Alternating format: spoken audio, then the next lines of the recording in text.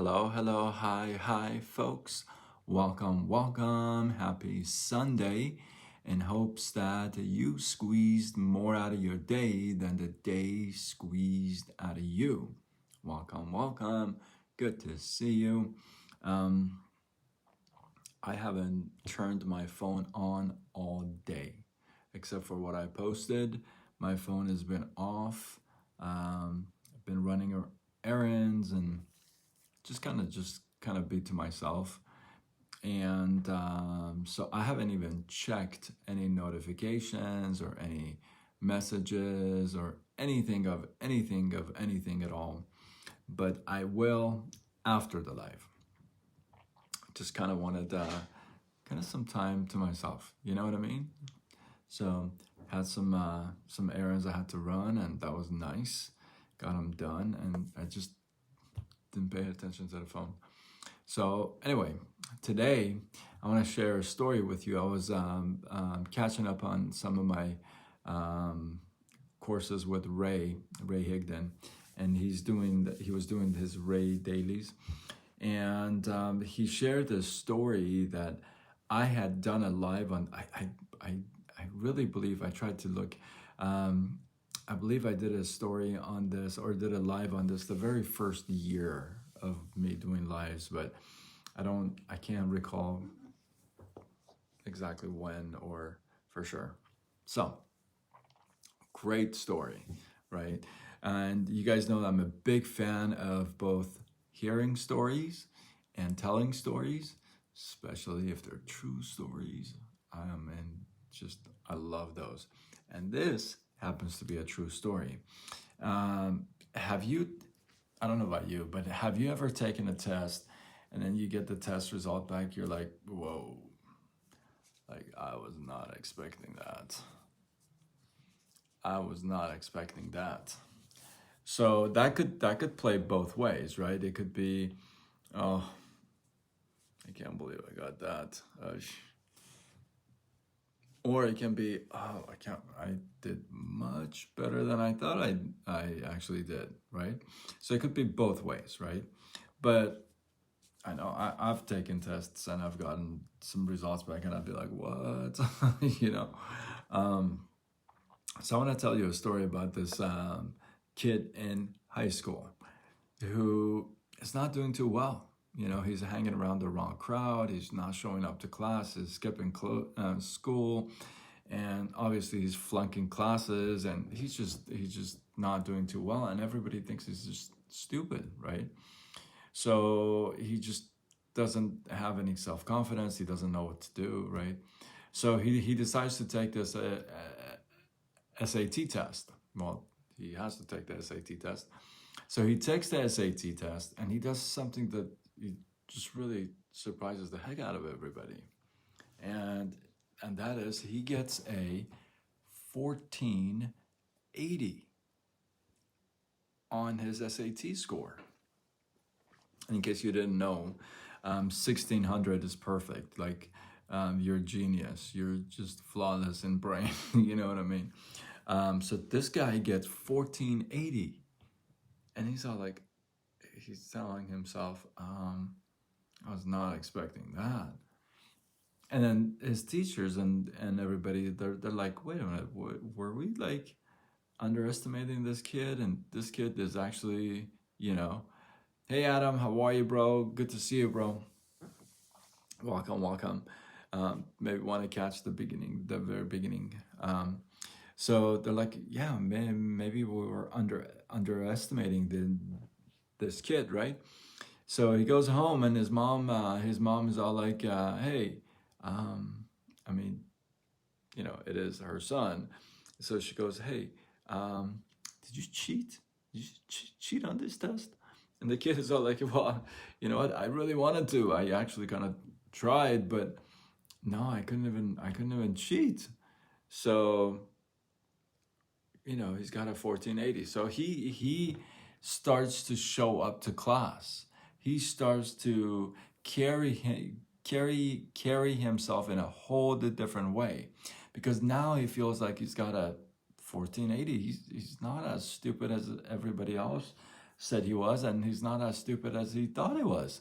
So he shows up to class. He's starting to do well, and this guy goes on to to college and university. And true story, and he becomes one of the most successful magazine entrepreneurs like on the planet. And his name is Franklin Pierce.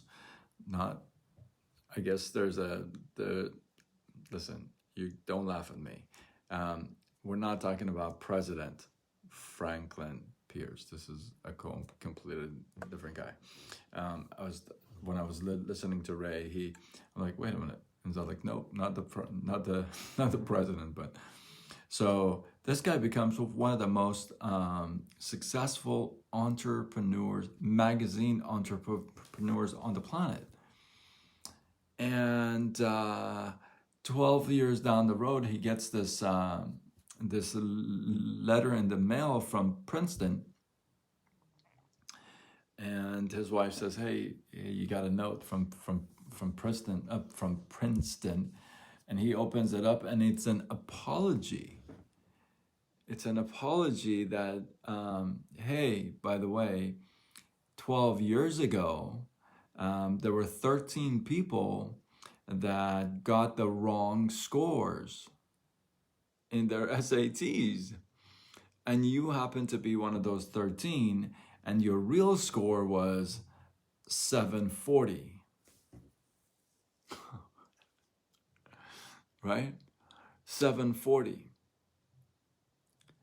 Now, 12 years have gone by. This guy is graduated and has gone to become one of the most successful entrepreneurs on the planet, right? Now, all because he took that test, and even the results, the score that they gave him was the wrong result, but it gave him confidence. It gave him, you know what it gave him? You ready for this? Excuse me.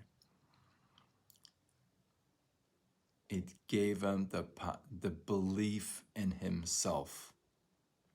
He started to believe in himself. And everybody else was surprised. See, he started treating himself in a whole different way, because all of a sudden now he thinks that, hey, he's almost a genius. He's not as stupid as everybody says he is. So what he starts to show up differently. How amazing one test with wrong results can have such a massive impact in one's life. Right? This is the best example of what happens when you really start to shift your focus on you and believe in yourself, right? Believe in you. Isn't that amazing? I think that's so cool that you can basically 12 years you believe that you were a genius, but now that they tell you you're not, it doesn't matter, because you lived the last 12 years like a genius, and you don't know how to live any other way now. So it doesn't matter what the scores are, what the real results are, right? What's important is when you shift that focus and you actually believe in yourself, you start to believe in yourself. No matter what anybody says, no matter what anybody thinks. You. It's all about you. So at the end of the day, you gotta believe in you. And before that test, he didn't even know he was capable of running a magazine store, let alone becoming a magazine entrepreneur of all time. But when he started to believe in himself, he started to do the activities, to think differently, to show up in a different way, right? And that's what took him to the top. Hopefully, you guys got some love, some inspiration, some value from this. I appreciate you guys. The past couple of nights I went heavy on you, so I figured I go light.